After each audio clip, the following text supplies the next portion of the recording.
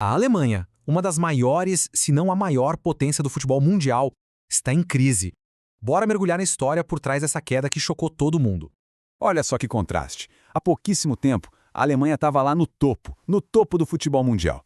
Agora, a seleção encara uma crise de identidade que ninguém nunca viu antes. E essa frase, dita na Alemanha, captura perfeitamente o sentimento da nação. É um pesadelo que parece não ter fim, se repetindo depois de 2 eliminações seguidas em Copas do Mundo.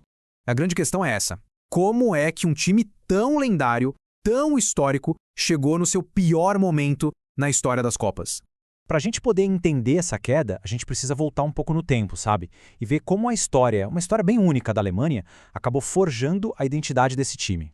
É que a história do futebol alemão e a história do país, elas são uma coisa só. Uma história marcada por divisão e depois por reunificação. Pensa só, depois da Segunda Guerra Mundial, a divisão da Alemanha era tão, mas tão profunda, que isso se refletia até no futebol. Não existia uma, nem duas, mas 3 seleções alemãs diferentes em campo. E o ponto máximo dessa divisão toda aconteceu em 1974.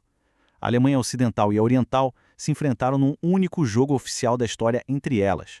Uma partida com uma carga política gigantesca em plena Guerra Fria.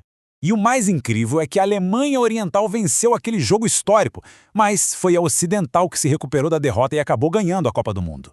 Isso mostra perfeitamente a resiliência do time, uma marca que ia definir suas maiores vitórias. E essa capacidade de se reerguer, de dar a volta por cima, se transformou num legado de vitórias icônicas. Foram elas que definiram o que é o futebol alemão.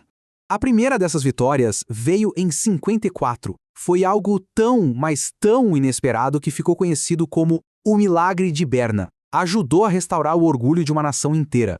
Décadas depois, a história se repete, de certa forma. Outra vitória em Copa do Mundo, em 1990, veio junto com um momento crucial, a queda do Muro de Berlim.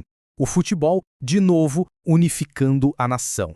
Olhando o quadro geral, a Alemanha chegou a um recorde de 8 finais de Copa, venceu 4 delas. Isso consolidou o status do país como um verdadeiro titã do futebol.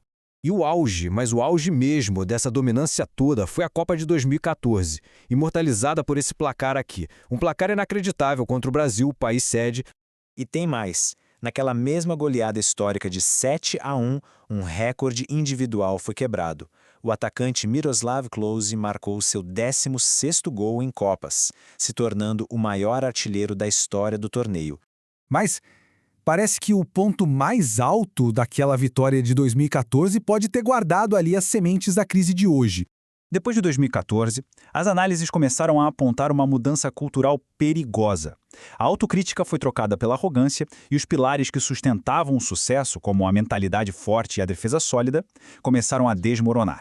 E claro, essa corrosão da cultura do time foi direto para o campo, para o desempenho da equipe. Especialmente na dificuldade de ser decisiva quando mais importava. Esse gráfico da Copa de 2022 mostra o problema de forma bem clara. Uma diferença gritante entre as chances criadas e os gols que de fato saíram. É o retrato de um time que perdeu aquela precisão cirúrgica. O problema, então, era duplo. De um lado, um ataque que criava, mas não finalizava. Do outro, uma defesa que não conseguia segurar. É uma combinação letal para qualquer time, né? Por isso, a solução parece não ser só trocar jogador ou esquema tático. A crise pede uma reinvenção de verdade, uma reinvenção da própria identidade da seleção alemã. E tudo isso nos deixa com uma última reflexão. Para uma nação que historicamente se definiu pela resiliência, pela capacidade de se reinventar, talvez essa crise de agora seja o seu teste mais importante até hoje.